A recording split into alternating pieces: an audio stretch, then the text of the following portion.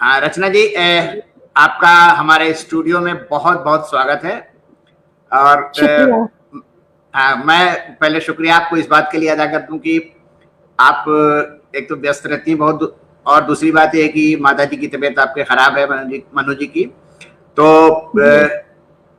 मुझे बड़ा थोड़ा मुझे जोर भी पड़ रहा था, लेकिन चूंकि शेड्यूल ऐसा था तो मैंने कहा कि थोड़ा भी टाइम मिलेगा तो हम लोग बातचीत कर पाएंगे। आपका बहुत बहुत धन्यवाद। अब हम लोग बातचीत शुरू शुक्रिया। करते हैं। हालांकि बहुत सारे लोग आपको जानते हैं, लेकिन फिर भी मैं ये जानना चाहता हूं कि आप अपने तरफ से थोड़ा सा बताइए। आप एक मशहूर कथक नृत्यांगना हैं। इसके अलावा आप राजेंद्र जी और मनोज जी की बेटी हैं। हंस को बहुत अच्छे तरीके से, हंस पत्रिका को बहुत अच्छे तरीके से संभाल रही हैं, बल्कि वो ऊंचाइयों को छूता जा रहा है और बहुत नए नए आप काम कर रही हैं।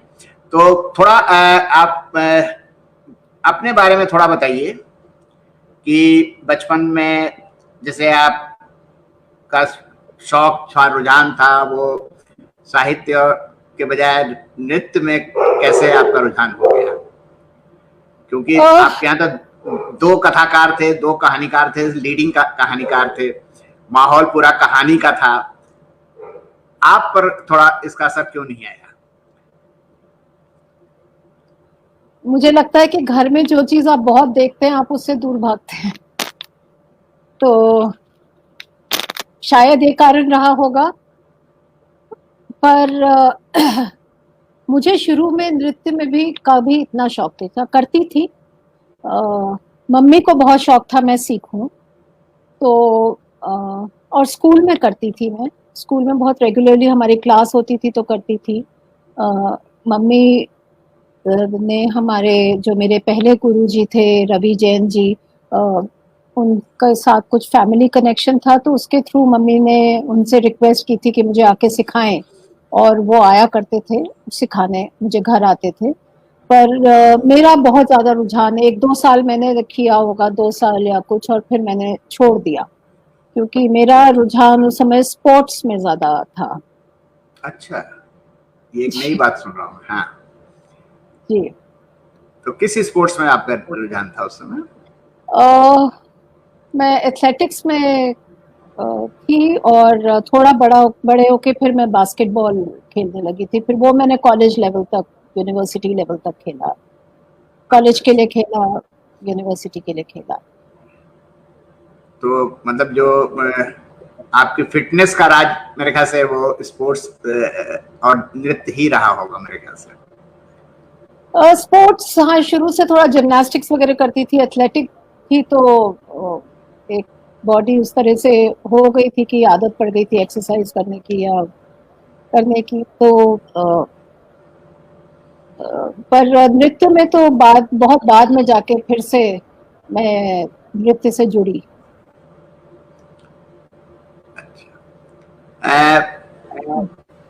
जैसे राजन जी व्यस्त रहते थे अपनी कहानियों को लेकर के, अपने प्रोग्राम को लेकर, मनु जी भी व्यस्त रहती थी। तो आपका बचपन इन्हीं दोनों लोगों के साया में, इस पूरे माहौल में बीता होगा। थोड़ा इसके बारे में बताइए लोगों को। हाँ, व्यस्त तो रहते थे। मम्मी कॉलेज में पढ़ाती थी, पर उनका शेड्यूल ऐसा था कि वो 1-2 बजे तक आ जाती थी घर। तो अक्सर जब मैं स्कूल से आती थी, वो ऑलरेडी 3 बजे तक मैं आती थी, वो घर में ही होती थी। पिताजी नहीं होते थे, वो थोड़ा लेट ऑफिस जाते थे और वो लेट वापस आते थे। वो 12 साढ़े 12 ही निकलते थे और 8 बजे तक आते थे। तो उनसे उनके साथ इतना समय मैं बिता नहीं पाती थी। पर अक्सर शामें तो मेरी मम्मी के साथ ही गुजरती थी। और बचपन में ये था कि हम लोग के घर में उस तरह की प्रोफेशनल व्यस्तता तो मैंने आपको बता दी, वो क्या जो भी करते थे, पर उनके प्रोग्राम जैसे मिलना जुलना बहुत था, लोगों का आना जाना। तो शाम को बहुत लोग आते थे या ये लोग जाते थे। अक्सर अगर मेरा अगले दिन स्कूल नहीं है या कोई टेस्ट नहीं है तो मुझे ले जाते थे, क्योंकि मेरे कोई भाई बहन नहीं है, मैं अकेली हूँ। तो हाँ हाँ। घर में, हाँ, कई बार मुझे नहीं छोड़ते थे घर में, तो हम मैं साथ ही जाती थी। पर आना जाना मतलब सोशल लाइफ उन लोगों की काफी एक्टिव थी, दोनों की। जी। तो उसकी मेरे पास बहुत यादें हैं, लोगों के आने जाने की, और घर में बहसें, बैठकें, साहित्यिक बहसें, ये सब बहुत होता था। हाँ, तो जी। हम लोग अभी बात कर रहे थे कि आपकी आपके बचपन की जो लाइफ थी वो काफी व्यस्त रही। मतलब आना जाना लगा रहा आपका। मनोज जी का साथ आपके साथ रहा काफी। जी। राजेंद्र जी के साथ राजेंद्र जी कम समय आपको दे पाते होंगे। मुझे एक जी। बात बताइए कि आमतौर पे जो पेरेंट्स होते हैं वो, यहाँ तक साहित्यकारों की को भी मैंने फैमिली को देखा है। मैं खुद भी साहित्यकार मतलब हूँ एक तरह से छोटा मोटा। तो अपने बच्चों को लेकर बड़ा वो कॉशस रहते हैं। मैं उनको डिसिप्लिन सिखाते हैं, उनको पढ़ाई के लिए बोलते हैं, उनको अनुशासन सिखाते हैं, साफ सफाई के बारे में सिखाते हैं। तो आप जरा बताइए कि आपके ऊपर भी थोड़ा इस तरह का अंकुश कभी कभी लगता था? अ, मम्मी का अंकुश तो नहीं कहूंगी, पर मम्मी इन सब बातों का ध्यान मम्मी ही रखती थी। उनका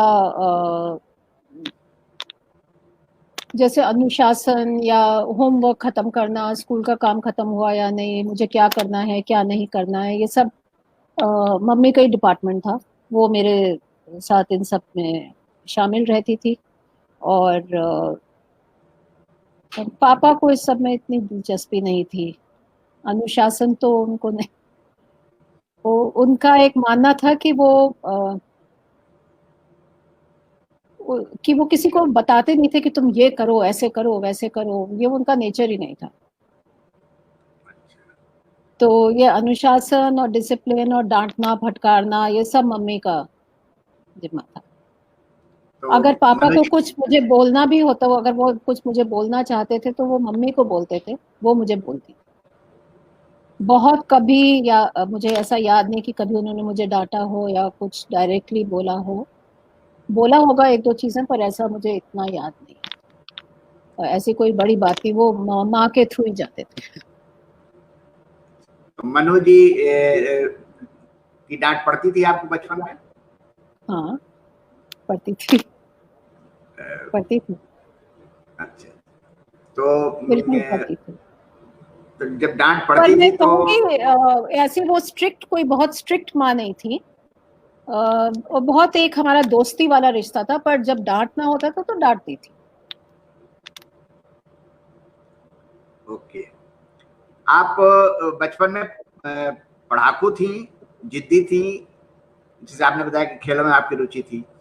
तो पढ़ाकू थी कि और पढ़ाकू होने के साथ साथ जिद्दी थी कि क्या थी मतलब? अ, नहीं, मैं थोड़ी पढ़ाकू टाइप ही थी। बहुत ज्यादा तो नहीं, पर क्लास में, स्कूल में, क्लास में मुझे एकेडमिकली परफॉर्म अच्छा करना, ये मेरे लिए मायने रखता था।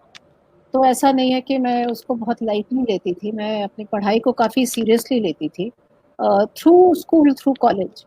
और तो जिद्दी, पढ़ाकू होते होते भी जिद्दी हो सकते हैं।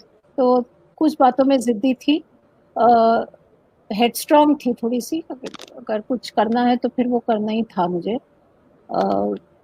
पर बहुत पढ़ाई को लेके मैं कॉशियस थी, ये कहूँगी। पर मस्ती भी बहुत की, ऐसा नहीं कि मैं बोरिंग थी। शैतान भी थी आप? नहीं, बहुत ज़्यादा नहीं।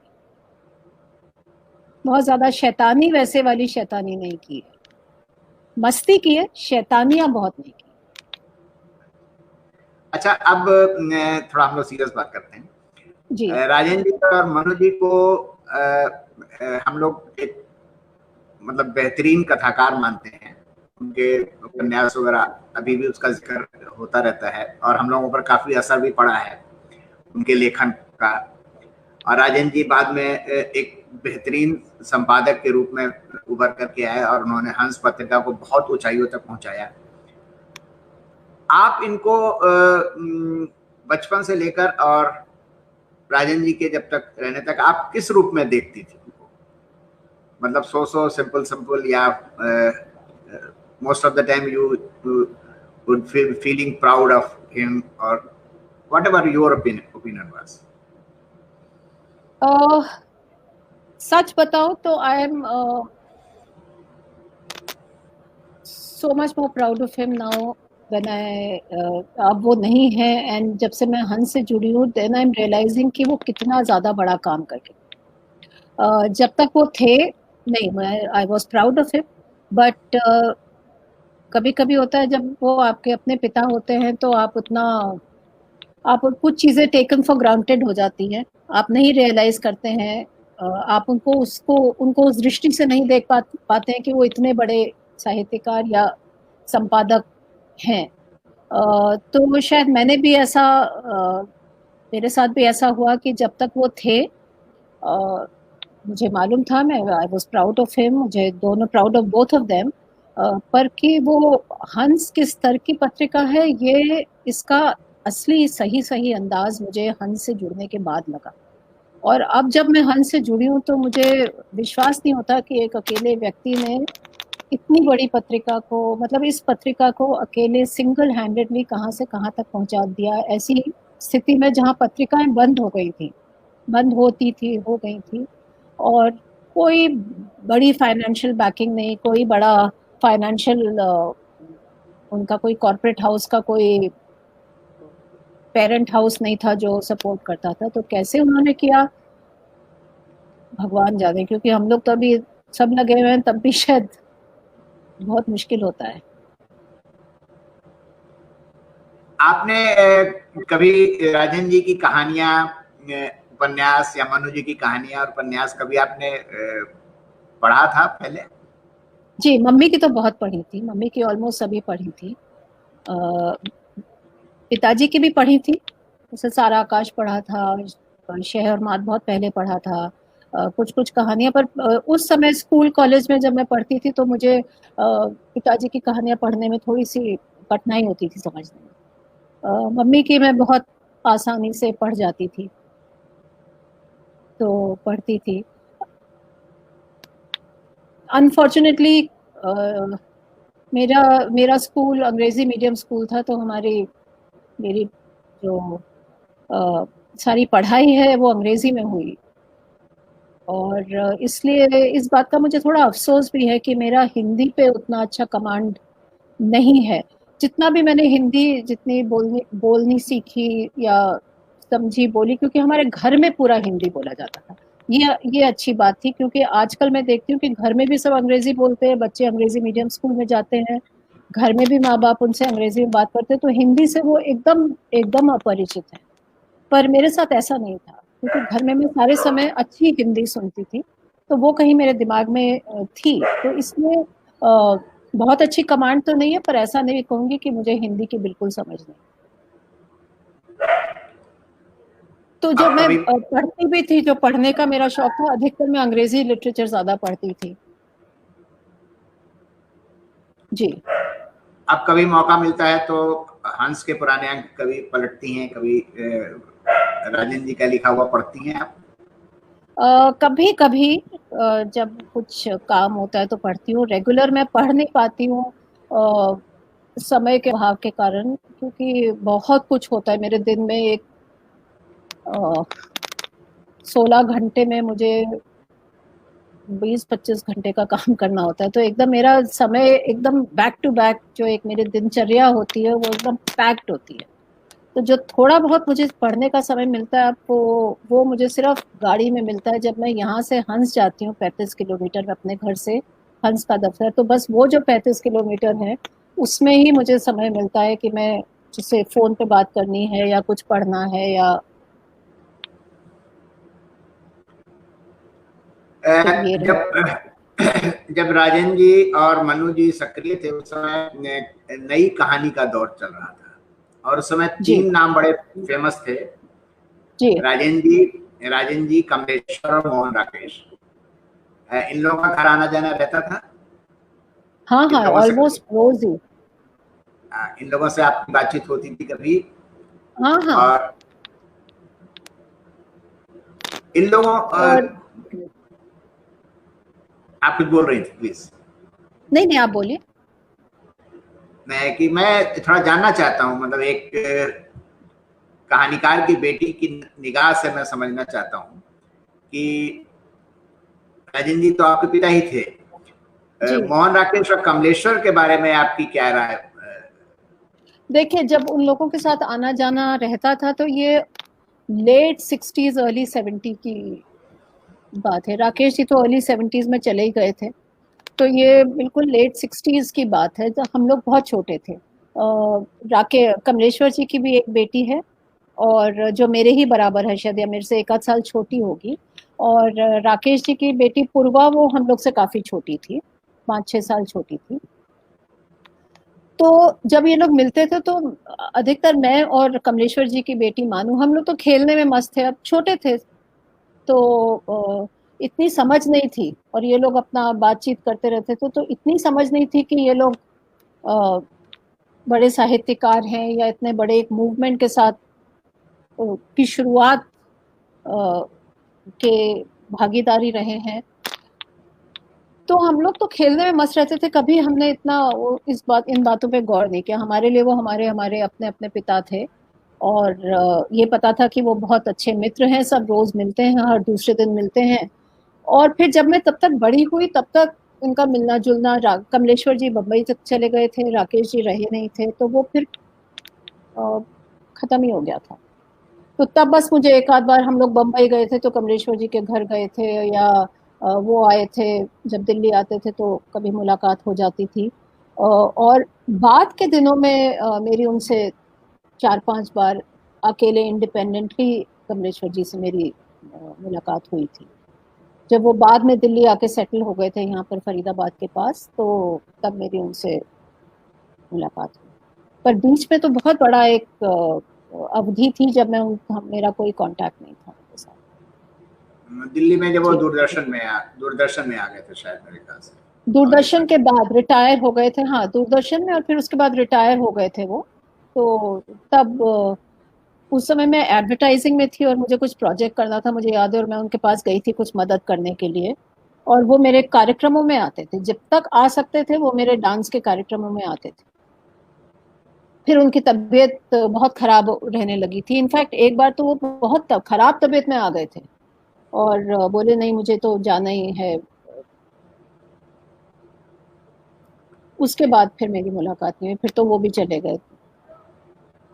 अ, जी राजन जी ने जब हंस पत्रिका की जिम्मेदारी ली और देखते ही देखते वो एक प्रतिष्ठित पत्रिका बन गई, और हम सारे लेखकों के लिए एक सपना होता था कि उसमें छपना है ना? और जी बिल्कुल। आपने जैसे बताया कि जब तक राजन जी थे तब तक आपकी कोई विशेष रुचि हंस वगैरह को लेकर नहीं थी। नहीं, अ, तो राजन जी के जाने के बाद से ऐसी क्या बात या ऐसी क्या भावना आपके अंदर पैदा हुई कि आपने हंस की जिम्मेदारी संभाल ली? देखिए ऐसा हुआ था कि जैसा मैंने बताया कि मेरा बचपन स्कूल कॉलेज में मेरे और पिताजी के बीच में ऐसा नहीं कि कोई बातचीत नहीं थी, हम लोग बातचीत सब करते थे, पर बहुत पर्सनल बातचीत कभी कुछ नहीं हुई। डायरेक्ट 1-to-1 हमारा इतना कभी नहीं रहा था, वो मम्मी के थ्रू रहता था, या जब सब इकट्ठे हैं तो बात कर रहे हैं। हाँ, जैसे लाइट चीजों में मजाक करना, उन्होंने मुझे शतरंज खेलनी सिखाई, ये सिखाया वो सिखाया, वो सब था, पर एक सीरियस हम लोग बातचीत कभी हमारी 1-to-1 बहुत कम होती थी। उसके बाद फिर मैं कॉलेज के बाद मास कॉम में मैं घर से मतलब बाहर हॉस्टल टाइप वो किसी फ्लैटमेट के साथ रहती थी, क्योंकि मेरा इंस्टीट्यूट दूर था, तो 1-1.5 साल में फिर घर से निकल ही गई थी। उसके बाद मेरी शादी वादी हो गई तो मैं निकल गई उनसे। तो बहुत बाद में जाके हुआ ये था कि वो जब मयूर विहार में रहने लगे थे तो मेरी वहाँ पर क्लासेस होती थी हफ्ते में एक बार संडे को, और तब मैं जाती थी। तो पहले मैं उनके घर लंच खाती थी, फिर मैं अपनी क्लास में जाती। वो जो 2-3 साल मैं हर संडे उनसे मिलती थी, वो जो हमारा रिश्ता बना था, वो पहली बार हमारा सिर्फ मम्मी की एब्सेंस में उनका और मेरा एक डायरेक्ट रिश्ता बना था, जब हम लोग अपनी पर्सनल बातें करते थे, तो वो भी कई चीज़ें शेयर करते थे। और तब मुझे ये अंदाज होने लगा था कि हंस उनके लिए कितना मायने रखता है, कि वो सोते जागते वो सारे समय हंस के ही बारे में सोचते रहते। बीच में वो बहुत बीमार भी रहे थे, 1-2 बार अस्पताल में रहे थे, काफ़ी लंबे समय तक। उस समय हम लोगों को लगा था कि एक बार तो हमें लगा था ये बस अंत ही है, पर वो निकल के आ गए थे ठीक होके। तो उन दिनों भी मैंने बहुत उनके साथ रही हूँ मैं, और बस उनको सारे समय एक ही चिंता रहती थी कि मेरे बाद हंस का क्या होगा। तो वो मुझे बोलते थे कि भाई मेरे बाद हंस का क्या होगा, तो तुम थोड़ा इन्वॉल्व हो जाओ। और मैं बोलती थी कि देखिए, मेरा तो साहित्य से मेरा लाइन ही नहीं है ये, मेरी लाइन डांस है, मेरी लाइन जो भी है, मैं मुझे कुछ समझ ही नहीं है, मैं कैसे ऐसे एकदम पत्रिका के साथ इन्वॉल्व हो जाऊँ।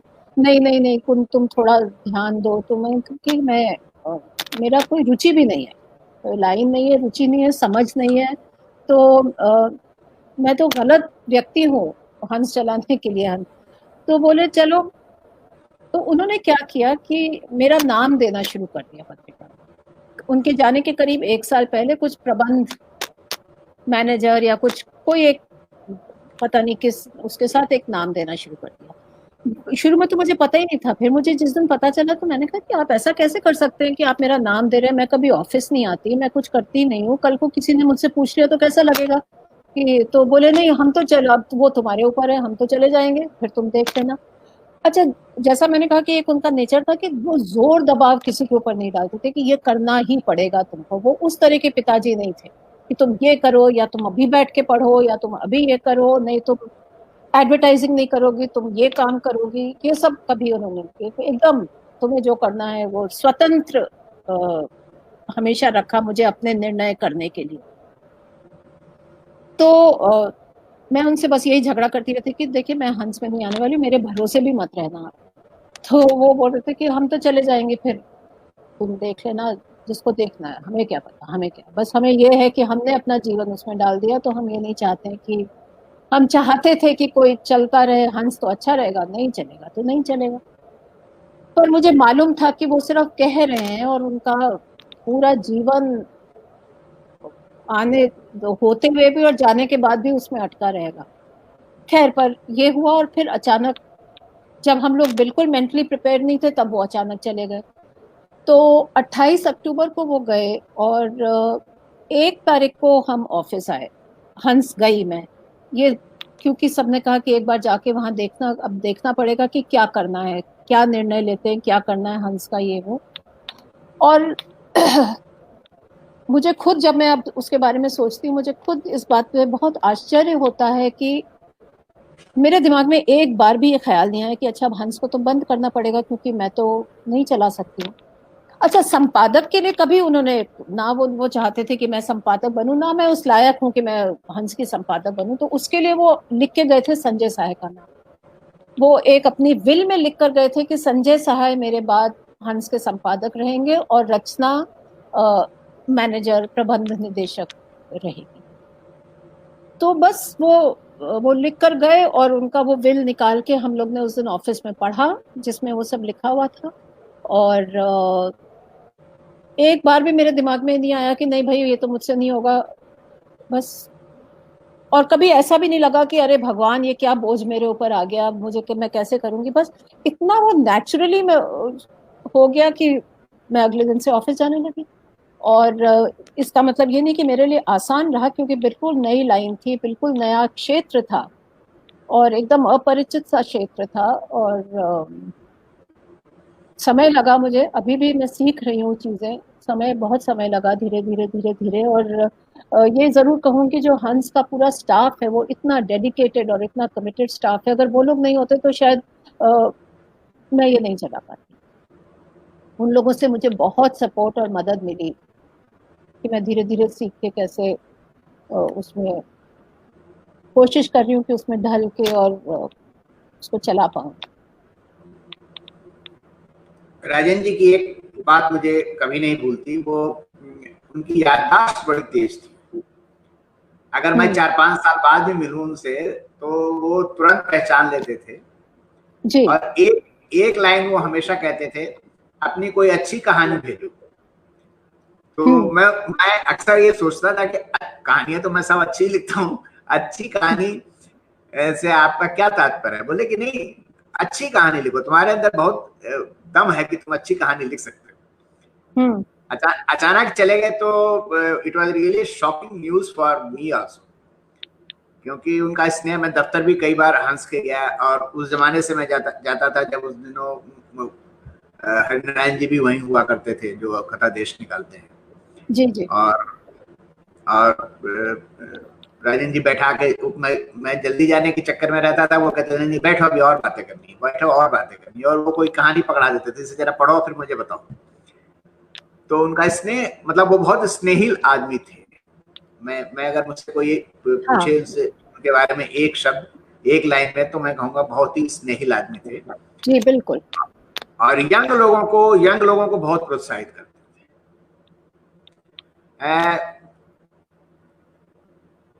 आपने धीरे धीरे करके हंस तो संभाल ही लिया, उससे पहले ही आपने कथक में अपना कैरियर बना लिया था शायद, मेरे ख्याल से। कैरियर तो बनता ही रहता है कभी, मतलब क्लासिकल डांस तो ऐसा है कि वो तो हमेशा एक उसकी कोई अंत नहीं है कि अब मेरा करियर बन गया, तो ऐसा तो मैं नहीं कह सकती। करियर बन ही रहा है और बनता रहेगा जब तक मैं डांस कर सकती हूँ, और कोशिश करूंगी कि, तो हाँ, पर वो मेरा प्रोफेशन एक तरह से हो गया था। Profession and passion. हाँ, पैशन एंड प्रोफेशन। तो स्टेज शो वगैरह भी तो आप करती हैं? जी। साल में कितने स्टेज शो हो जाते होंगे आपके? ऐसा कोई फिक्स नहीं है, जैसे जब फेस्टिवल्स और सीजन टाइम होता है जो कि अधिकतर अगस्त सितंबर से शुरू हो जाता है, मार्च अप्रैल तक रहता है। मई जून में फिर थोड़ा हो जाते हैं, कभी कभी महीने में 3-4 भी हो जाते हैं, कभी कभी 1-2 महीने में कुछ नहीं होता है। तो ऐसा कोई फिक्स नंबर नहीं है कि इतने हो जाते हैं, पर हो जाते थे। अब क्या होगा आगे भगवान जाने, बट बाहर भी गई हैं, देश के बाहर भी प्रोग्राम जी लेकर के कभी? जी। अभी आपने कहा कि आगे क्या होगा, मैं इसी पर एक सवाल पूछना चाहता हूँ। जी। अभी तो लॉकडाउन चल रहा है, पता नहीं ये इस लाइफ कब नॉर्मल होगी, कब लोग थिएटर की तरफ आएंगे, हॉल की तरफ आएंगे, पिक्चर हॉल में जाएंगे। तो इसको लेकर के आपने कभी सोचा है कुछ इस तरह के, घर में बैठ के कुछ करना, और मतलब नृत्य से संबंधित लोगों को सिखाना, लोगों को, बच्चों को क्लास लेना, इस पर कभी विचार किया आपने? नहीं नहीं, क्लासेस तो मैं लेती हूँ। मेरा इंस्टीट्यूट जो है अब उसको चलते हुए 10 साल से ऊपर हो गया है। शाम को यहाँ पर क्लासेस ही मैं लेती 10 साल से ले रही हूँ।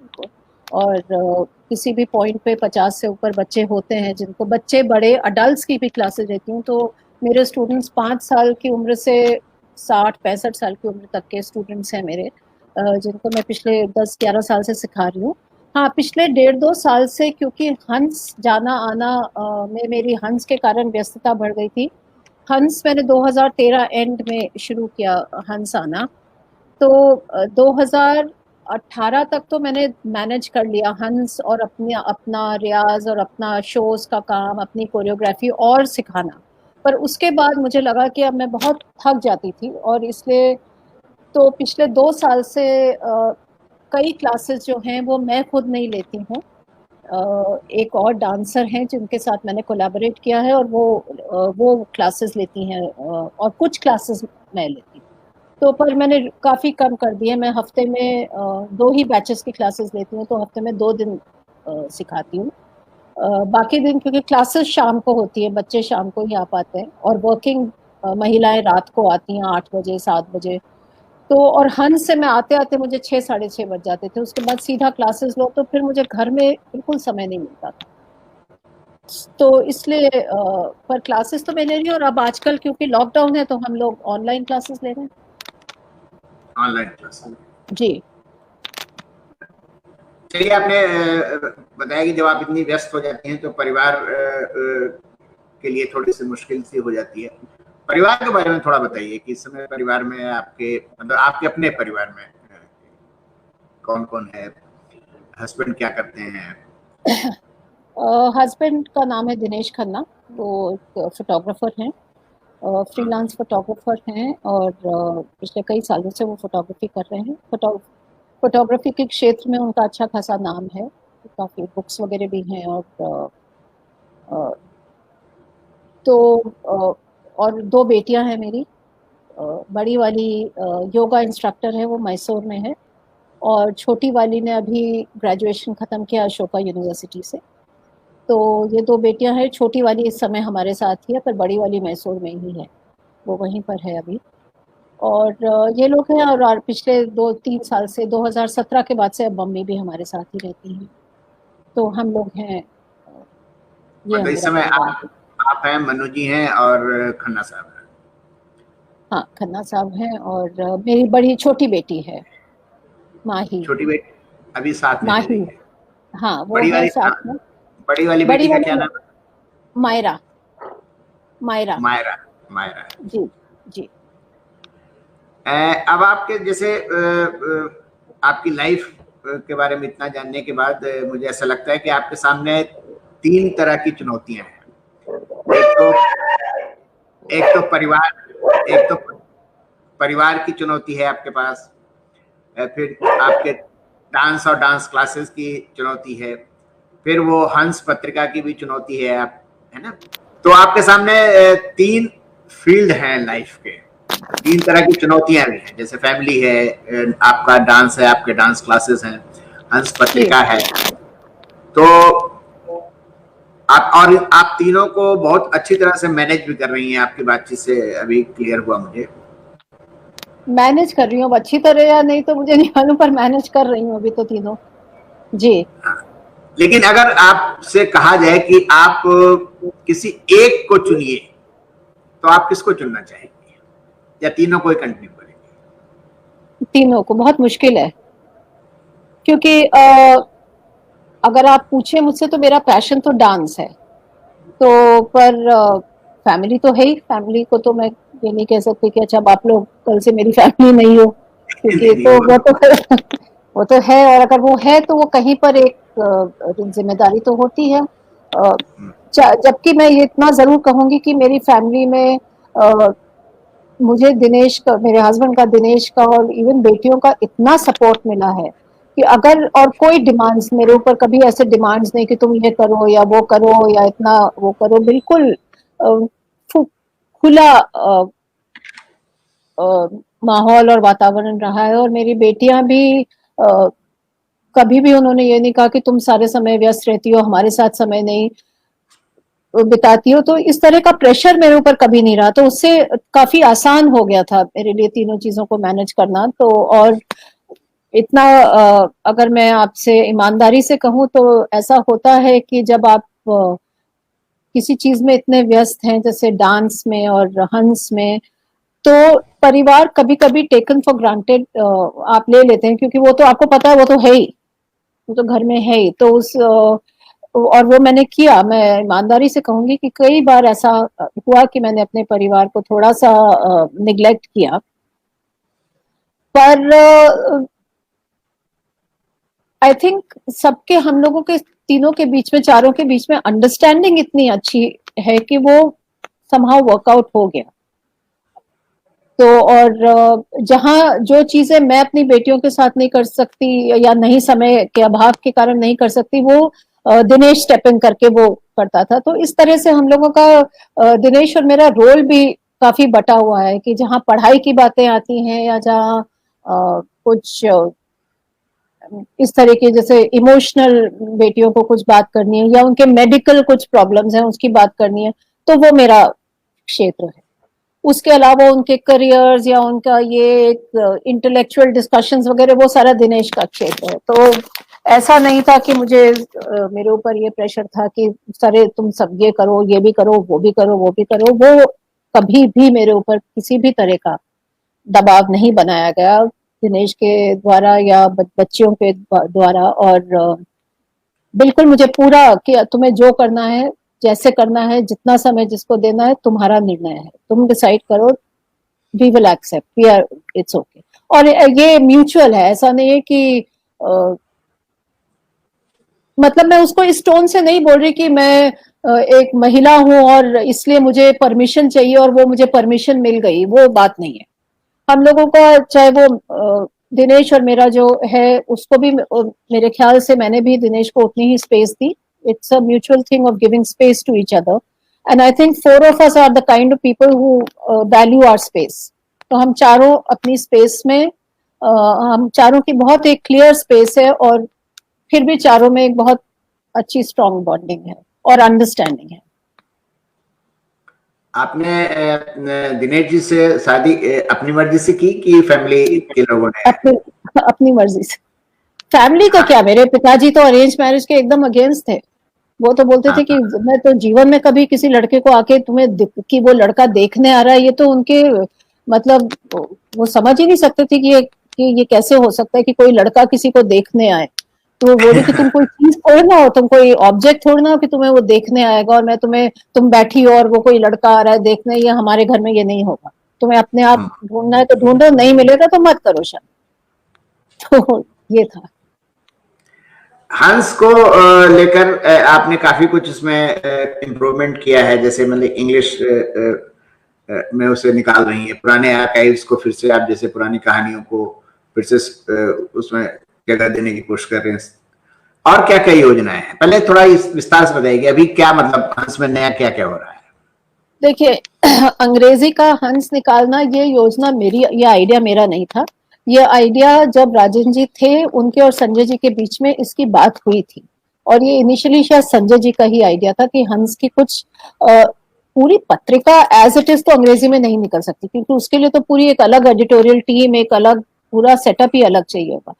आइडिया ये था कि हंस की कुछ अच्छी कहानियां लेके उनको धीरे धीरे अंग्रेजी में ट्रांसलेट करके उनके अलग अलग अंक निकाले जाए। तो पर जिस भी कारण वो उस समय संभव नहीं हुआ होगा, क्योंकि वो नहीं हुआ, तो वो चीज हम लोग ने शुरू की। और पिछले साल हम पहला उसका वॉल्यूम 1, जिसमें पहले 2000 नहीं 1986 से 1990 तक की पांच साल के कुछ 13 कहानियां, 25 कहानियां चुनी थी, उसमें से 13 का पहला संकलन निकाला और 12 का अभी दूसरा निकलने वाला था, पर ये लॉकडाउन हो गया, उस पर काम चल रहा था। इस साल दूसरा संकलन निकलना था उस पे, तो वो शुरू किए, वो एक नई नई चीज शुरू की हम लोगों ने हंस। तो अभी पुरानी कहानियों का ही ट्रांसलेशन करके हाँ, मतलब पुरानी कहानी, हाँ पुरानी बेस्ट ऑफ हंस कह लीजिए कि, क्योंकि मेरा ये मानना है कि हंस में आने के बाद मुझे ये लगा कि हिंदी में इतना कुछ अच्छा लिखा जा रहा है, बहुत लिखा जा रहा है और लिखा गया है, पर अनफॉर्चुनेटली जो यंगर जनरेशन है, जो हमारा आज का पाठक है, और मैं छोटे शहरों की बात नहीं कर रही, पर मेट्रोज में तो जो आज का पाठक है, हम सब मेरे जैसे जो मेरे मित्रों के बच्चे हैं और मैं अपनी जनरेशन के लोगों को देखती हूँ, हम लोगों के अधिकतर सारी पढ़ाई अंग्रेजी मीडियम में हुई है, हम अंग्रेजी लिटरेचर पढ़ पढ़ के बड़े हुए। तो हमें आइडिया ही नहीं है इतना हिंदी लिटरेचर में कितना कुछ लिखा जा रहा है। हम कोई अच्छे लेखक का नाम बोलो तो हम कोई अंग्रेजी का नाम सोचते हैं, क्यों? और तो अगर हम इसी चीज को, अगर लैंग्वेज एक बैरियर है, तो आप अच्छे लिटरेचर, हिंदी लिटरेचर को उनको अंग्रेजी में परोसिए ना, तो जिससे पढ़ के उनको ये तो लगे कि हाँ उनके देश में भी एकदम वर्ल्ड क्लास लिटरेचर या वर्ल्ड क्लास राइटर्स की टक्कर की रचनाएं हैं और लिखी गई हैं और लिखी जा रही हैं, तो क्यों ना उनको हम अंग्रेजी में करते हैं। ये इसके पीछे थॉट। चलिए, आपसे बातचीत करके काफी अच्छा लगा। इतने विस्तार से और इतने इंटीमेट तरीके से आपने बात की, हमारे दोस्तों को, हमारे मित्रों को, हमारे दर्शकों को काफी अच्छा लगा होगा, और शायद पहली बार रचना जी को पूरी तरह से समझने में काफी मदद मिलेगी लोगों को। बहुत बहुत धन्यवाद। और मुझे भी बहुत अच्छा लगा करके। आई होप लोगों को पसंद आया होगा या अच्छा लगा होगा। जो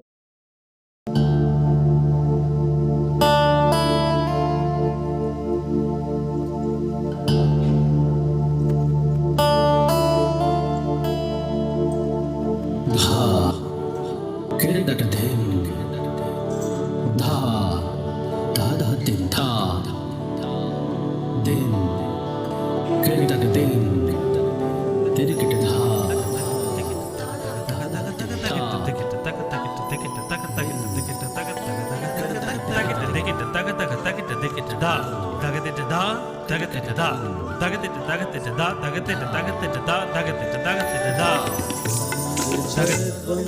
संवदत्वं संवो मनसि ज्ञानतां देवभागं यथा पूर्वे संज्ञानाना उपासते।